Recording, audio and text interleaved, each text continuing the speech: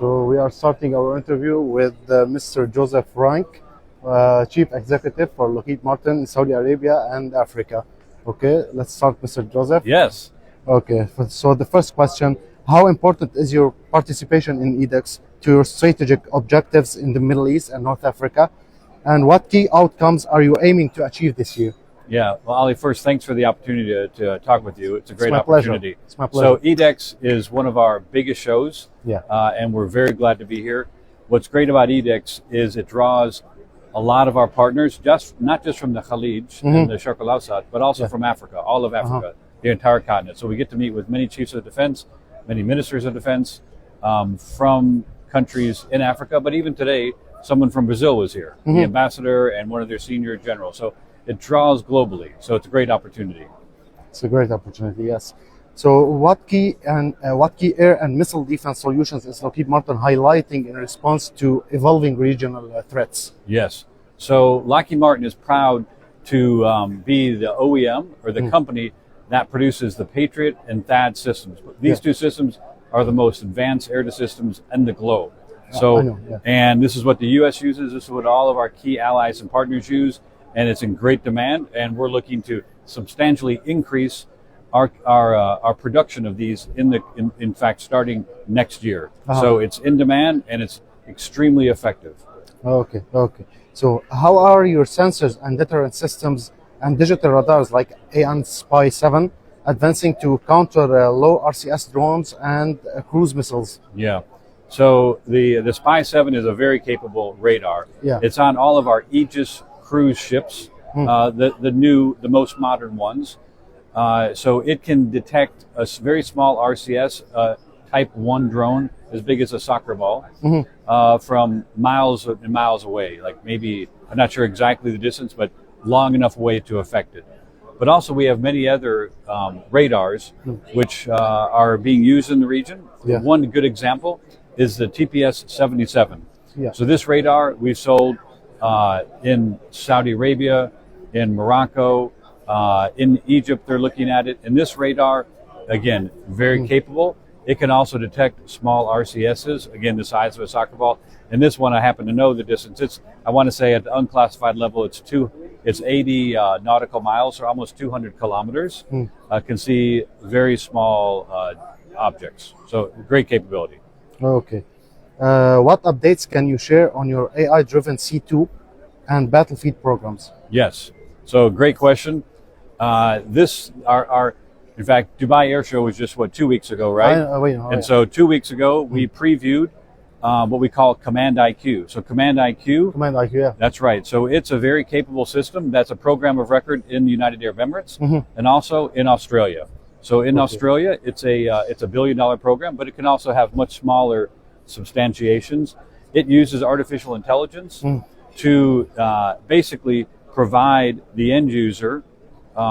It can help select the best way to kill it, highest probability of kill, and also the economy. So you can program it how you want it. And so, again, it can. It's also open architecture, so it's not even just U.S. systems. It can incorporate non-U.S. systems. And it's low ITAR. So this means that countries can basically use it without a whole lot of U.S. or Lockheed Martin, FSRs. They can maintain it themselves. So again, very capable system, and it's also what we have been calling a JADC2 system. So it can go across all domains, not just air and missile defense. Okay, great. Okay, what are the latest enhancements to THAAD and Patriot PAC-3 MSE, and how do they strengthen missile defense capabilities? Yes. So this is what I kind of mentioned in one of the first comments. Is THAAD you and mentioned it. You mentioned it. Yeah. So, but THAAD and Patriot, again, they're they've been around. I mean, I was in Desert Storm 35 years ago. The Patriot was used there, but now the PAC-3 MSE missile is the most advanced missile for the Patriot. Yes. So, and what this uses is it uses a hit to kill capability, and what that means is there's a seeker on the end of the missile that is guided by the radar up within killing distance of the incoming missile, and then it doesn't use proximity. It goes nose to nose. It doesn't even have a munition on the missile because it uses the kinetics to vaporize the missile. So, and the THAAD operates the same way. So it's precision. So there's very minimal debris falling down. It essentially vaporizes the incoming missile. Again, this is why it's the most advanced, because it has a very capable seeker on the end of it. Okay. Yes, and are there any existing or upcoming cooperation projects with regional partners in advanced defense capabilities? There are. So, are we expecting now an agreement or a deal, maybe? Yeah. So thanks. So Egypt, we're still working on a couple deals that we're looking at this plane right here. This plane that Egypt has one of the largest numbers of F-16s. And so we're optimistic that there'll be some more new Viper Block 72s, but we're not ready to announce that yet. But we do have a number of deals in the region. We were recently in Morocco, where we announced an MRO for the C-130. The C-130 is, as you know, it's a tactical airlift capability. And so they even have them here, right? This is the one there. Exactly. We also have made a number of announcements. We mentioned THAAD earlier. So we're in the Kingdom of Saudi Arabia. We're making the THAAD launcher. Is made in the Kingdom of Saudi Arabia. Also, the THAAD canister that holds the missile is made in Saudi Arabia. So hundreds of components of the THAAD missile are built in the Kingdom of Saudi Arabia. And then we also anticipate additional opportunities in the kingdom for the sustainment and maintenance.